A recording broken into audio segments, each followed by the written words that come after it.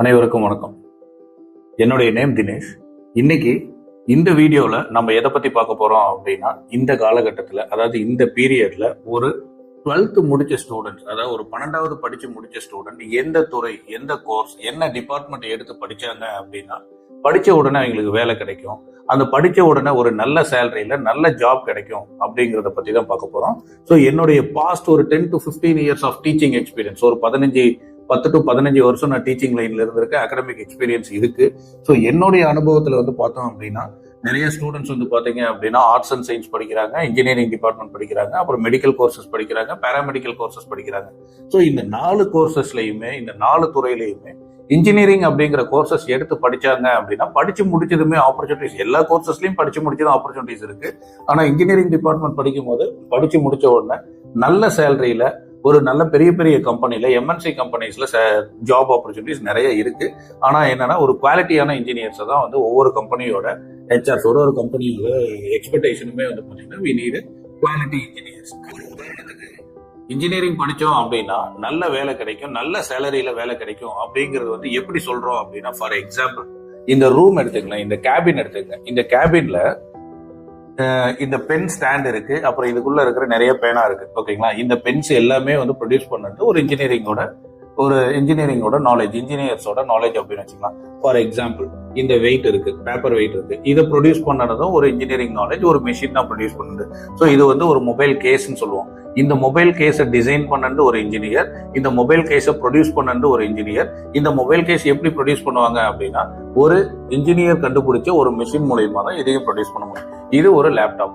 இந்த லேப்டாப்பை டிசைன் பண்ணது ஒரு இன்ஜினியர், இந்த லேப்டாப்பை ப்ரொடியூஸ் பண்ணது மேனுஃபேக்சர் பண்ணது ஒரு இன்ஜினியர்ஸ் தான் மேனுஃபேக்சர் பண்ணியிருப்பாங்க. ஸோ இந்த லேப்டாப் ப்ரொடியூஸ் பண்றதுக்கு, மேனுஃபேக்சர் பண்றதுக்கு யூஸ் பண்ண மெஷின்ஸும் ஒரு இன்ஜினியர் தான் யூஸ் பண்ணாங்க. ஃபார் எக்ஸாம்பிள் இது ஒரு சாமி படங்க. ஓகேங்களா?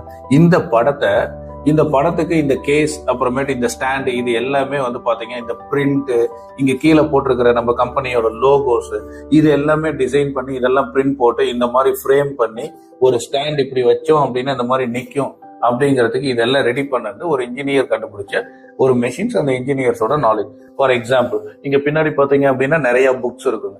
இந்த புக்ஸ் எல்லாமே பிரிண்ட் பண்றதுக்கு நமக்கு ஒரு பிரிண்டர் தேவை. அந்த பிரிண்டரை கண்டுபிடிச்சது ஒரு இன்ஜினியர்.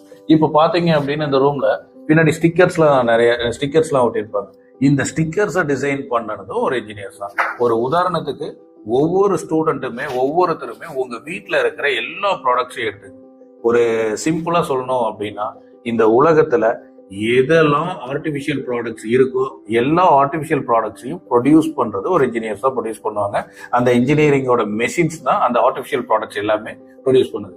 ஓகேங்களா? இன்னும் சிம்பிளா சொல்லலாமே, நம்ம வீட்டுல காலையில எழுந்திரிச்சது நம்ம ஃபர்ஸ்ட் எடுக்கிறது பேஸ்ட், பிரஷ், இதை தான் எடுப்போம். அந்த பேஸ்டையும் கண்டுபிடிச்சது ஒரு கெமிக்கல் இன்ஜினியர் அண்ட் இன்ஜினியர்ஸ் தான். அந்த பிரஷ்ஷை ப்ரொடியூஸ் பண்றது ஒரு இன்ஜினியர் தான் ப்ரொடியூஸ் பண்றாரு. இது எல்லாமே இன்ஜினியரிங் ப்ராடக்ட்ஸ்.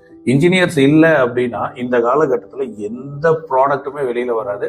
நாமெல்லாம் ஒரு 100-150 வருடங்களுக்கு பின்னாடி போய் வாழ்ந்தா மட்டும்தான் இன்ஜினியர்ஸ் இல்லாம நம்மளால வாழ முடியும். ஸோ இவ்வளோ இம்பார்ட்டன்டான ஃபீல்டு. என்ன சிம்பிளா சொல்லுங்க, மெயின் ரோட்ல போய் நின்று பாருங்களேன், ஒரு ஹைவேஸ்ல போய் நின்று பாருங்களேன், ஒரு நாளைக்கு லட்சக்கணக்கான காரு, 2 வீலர், பஸ், லாரி, அப்புறம் ஆட்டோ ரிக்ஷாஸ், இந்த மாதிரி ஏகப்பட்ட வெஹிக்கிள்ஸ், லட்சக்கணக்கான வாகனங்கள் போயிட்டு தான் இருக்கு, வண்டி போயிட்டு தான் இருக்கு.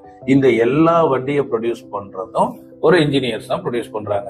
ஓகேங்களா? இன்ஜினியர்ஸ் தான் மேஜரா, அதுல மேஜர் பார்ட் இருக்கு.